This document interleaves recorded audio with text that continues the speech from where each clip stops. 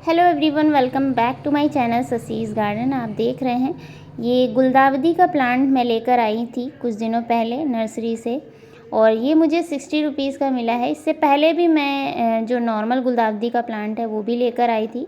ये थोड़ा सा डिफरेंट है। आप इसकी पत्तियों का साइज़ देख सकते हैं। पत्तियों का साइज़ छोटा है और इसमें कलियाँ बहुत सारी बनी हुई हैं। पूरा ये जो प्लांट है गुच्छों में फ्लावरिंग करने वाला ये प्लांट है। अभी आपको नर्सरीज़ में ये आसानी से 60 टू 80 रुपीज़ में आसानी से मिल जाएगा, जैसा पेड़ आप लेते हैं। और अलग अलग नर्सरीज़ में इसके अलग अलग रेट आपको देखने को मिलेंगे, और बहुत सारे कलर ऑप्शंस आपको अभी नर्सरीज़ में मिल जाएंगे। तो अभी आप इसे विंटर में अच्छी फ्लावरिंग के लिए लाकर लगा सकते हैं। मेरे पास अभी तक गुलदावदी का नॉर्मल गुलदावदी का ही 2 प्लांट मैं लेकर आई थी। तो चलिए, सबसे पहले मैं आपको अपने जो 2 प्लांट लेकर आई थी नॉर्मल वाले, उन्हें दिखा देती हूँ उनकी क्या कंडीशन है। उनकी मैं पिंचिंग भी कर चुकी हूँ 2 से 3 बार, और ये भी प्लांट काफ़ी घना होने वाला है। और बहुत छोटे छोटे मैं प्लांट लेकर आई थी, मैंने वीडियो शेयर किया था, 10-10 रुपए के मिले थे। बहुत ही छोटे छोटे से प्लांट थे, तो इस तरह से मैंने इन्हें लगाया था और इस तरह से ये बढ़ रहे हैं। बहुत ही अच्छे ग्रोथ हो रही है इसकी। 2-3 बार मैं पिंचिंग भी कर चुकी हूँ और इसमें फर्टिलाइज़र भी दे चुकी हूँ। तो ये भी बहुत अच्छी फ्लावरिंग करेगा। और इसमें कौन से कलर के फ्लावर निकलने वाले हैं अभी तक मुझे नहीं पता है। तो जैसे ही इसमें फ्लावरिंग होगी इसका भी अपडेट मैं आपके साथ शेयर करूंगी। इसमें आप देख सकते हैं इसकी पत्तियों का साइज, जो मैंने अभी आपको गुलदावदी का प्लांट दिखाया था, मिनी गुलदावदी उसे बोलते हैं, तो उससे थोड़ा सा आप देख सकते हैं इसकी पत्तियों का साइज़ बड़ा है। और उसमें भर भर के इसी तरह से कलियां आती हैं। इसके अकॉर्डिंग कलियां ज़्यादा आती हैं उस प्लांट में। तो गुलदावदी के प्लांट को आप कटिंग से भी लगा सकते हैं। आप मिनी गुलदावदी की कटिंग लगाकर भी प्लांट तैयार कर सकते हैं बहुत सारे, और जो नॉर्मल वाला है उसे भी लगाकर तैयार कर सकते हैं। मेरे पास अभी तक गुलदावदी का एक भी प्लांट नहीं था, इसलिए मैं नर्सरी से परचेज़ करके लाई हूँ, वरना इसकी कटिंग बहुत ही आसानी से लग जाती है। इसकी कटिंग को लगाने के लिए आप कोशिश करें कि हल्की मिट्टी ही तैयार करें, ताकि इसकी रूट्स अच्छे से डेवलप हो जाएं।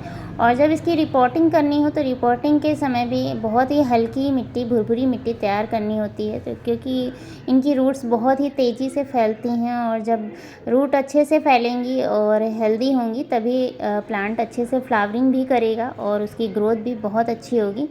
तो इसकी रिपोर्टिंग के लिए आप किस तरह का सॉइल मिक्स तैयार करें और किस तरह से आप इसकी रिपोर्टिंग कर सकते हैं इस प्लांट को लाने के बाद, उसका पूरा प्रोसेस मैं इस वीडियो में शेयर करूंगी।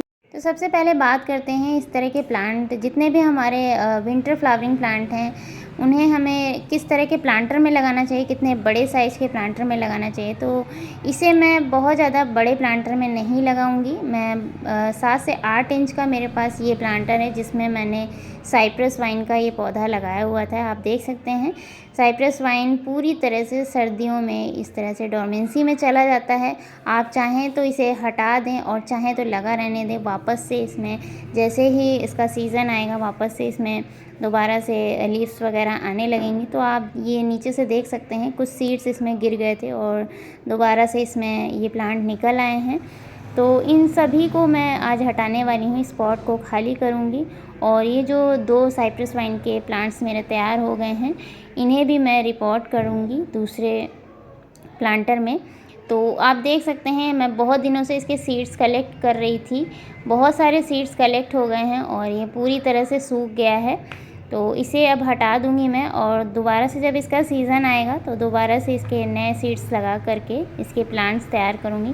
तो अभी ये कुछ प्लांट दो प्लांट हैं इसमें, ये तैयार हो गए हैं, लेकिन ये भी बहुत जल्दी मैच्योर हो रहे हैं।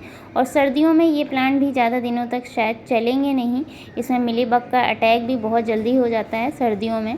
तो इन्हें भी मैं रिपोर्ट कर दूँगी दूसरे प्लांटर में। अगर ये बच जाते हैं तो नेक्स्ट सीज़न के लिए मैं इन्हें किसी प्लांटर में लगा करके तैयार कर लूँगी। तो आप देख सकते हैं इसमें बहुत जल्दी फ्लावरिंग भी, छोटा सा ही प्लांट है, बहुत जल्दी फ्लावरिंग भी हो रही है और सीड्स भी बनना स्टार्ट हो गए हैं। तो इस तरह से इनकी रूट्स बहुत जल्दी डेवलप होती हैं। मैं भी आपको निकाल करके दिखाऊंगी कि ये 7 से 8 इंच के पॉट में लगा हुआ था प्लांट, और किस तरह से इसकी रूट्स बनती हैं। तो नेक्स्ट सीज़न में जब मैं इसे आपको सीडलिंग वगैरह से लगा करके दिखाऊंगी। तो मैंने पूरी तरह से इस प्लांटर में से जो मिट्टी है उसे निकाल लिया है और आप देख सकते हैं इसकी रूट्स कितने अच्छे से नीचे की तरफ इस तरह से फैली हुई हैं और ऊपर की जितनी भी रूट्स थी वो सारी डेड हो गई हैं। नीचे की कुछ रूट्स हैं ये इस तरह से हेल्दी दिखाई दे रही हैं, लेकिन कुछ दिनों बाद ये भी रूट्स सूख जाती है और प्लांट पूरी तरह से ख़राब हो जाता है। तो सर्दियों में इस प्लांट को लगा करके रखना वेस्ट है। इनके सीड्स को आप कलेक्ट कर लें और नए सीज़न में दोबारा से नए प्लांट तैयार करके लगाएंगे तो आपके प्लांट हेल्दी रहेंगे और बहुत अच्छी फ्लावरिंग भी करेंगे। तो गुलदाउदी के प्लांट को लगाने के लिए मैंने ये काउडंग मैन्योर लिया है, रेत ली है और उसी प्लांटर की मिट्टी को यूज़ कर रही हूँ जिससे मैंने ये साइप्रस वाइन के प्लांट को हटाया है। ये हल्दी पाउडर थोड़ा सा यूज़ कर रही हूँ। तो इस तरह से जो विंटर फ्लावरिंग प्लांट हैं उन्हें लगाने के लिए बहुत ज़्यादा बड़े प्लांटर की ज़रूरत नहीं पड़ती है। आप 10 से 12 इंच का गमला या 7 से 8 इंच के गमले में भी इसे आसानी से लगा सकते हैं। इनकी रूट्स अच्छे से डेवलप होती हैं, लेकिन ये अप्रैल तक ही फ्लावरिंग करते हैं, उसके बाद इनकी ग्रोथ रुक जाती है। तो इन्हें बहुत ज़्यादा फिर रूट्स फैलने के लिए जगह की ज़रूरत नहीं होती है। फिर उसे आप जैसे ही सीज़न ख़त्म होगा इसका, तो आप दूसरे प्लांटर छोटे प्लांटर में शिफ्ट कर सकते हैं दोबारा से विंटर्स के लिए। तो आप देख सकते हैं मैंने इसे निकाल लिया है और ये कुछ इस तरह से ग्रो बैग में लगे हुए मिलते हैं।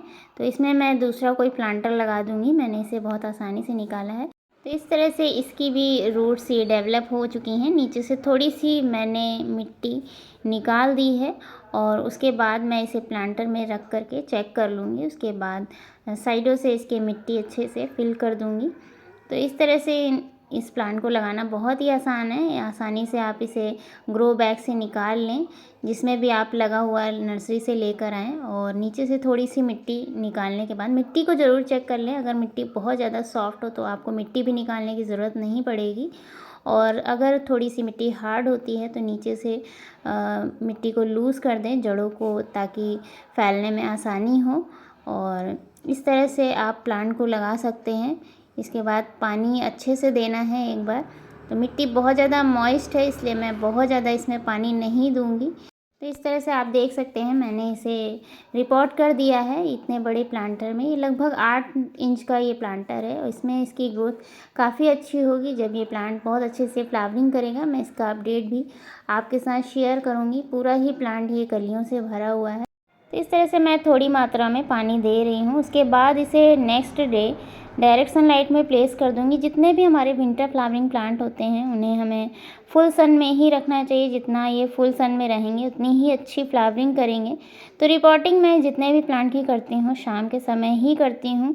गर्मियों में खासकर शाम को ही करना चाहिए, ताकि रात भर इनकी रूट्स अच्छे से फिक्स हो जाएँ। उसके बाद नेक्स्ट डे आप उन्हें सन में प्लेस कर सकते हैं। विंटर फ्लावरिंग जो प्लांट होते हैं उन्हें तो आप डायरेक्ट सन में नेक्स्ट डे ही प्लेस कर सकते हैं, लेकिन जो समर फ्लावरिंग प्लांट होते हैं या समर में जितने भी प्लांट होते हैं जिनकी हम रिपोर्टिंग करते हैं उन्हें हमें थोड़ा सा समय देना होता है। 2-3 दिनों के लिए शेडी एरिया पर रखना होता है, क्योंकि टेम्परेचर बहुत ज़्यादा गर्म होता है। तो इस तरह से मैंने गुलदाउदी प्लांट की रिपोर्टिंग कर दी है और अब जो 2 साइप्रस वाइन के प्लांट मैंने प्लांटर से निकाले थे उन्हें भी डिस्पोजेबल ग्लास में इस तरह से लगा दूंगी। अगर इनकी ग्रोथ अच्छी होती है और ये बचे रहते हैं सर्दियों में तो मैं इन्हें नेक्स्ट सीज़न में किसी बड़े प्लांटर में शिफ्ट कर दूंगी। वरना सीड्स मेरे पास बहुत सारे कलेक्ट हो गए हैं, सीड्स से भी मैं इन्हें ग्रो करूँगी। तो इस तरह से मैं इसका अपडेट आपके साथ समय समय पर शेयर करती रहूँगी कि ये प्लांट सर्दियों में बचते हैं या नहीं।